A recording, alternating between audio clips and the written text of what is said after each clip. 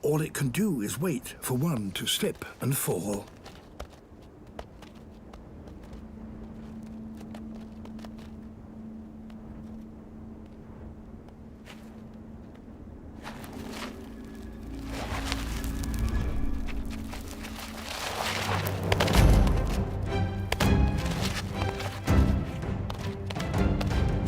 But these youngsters are fast learners, and they're now almost as sure-footed as their parents.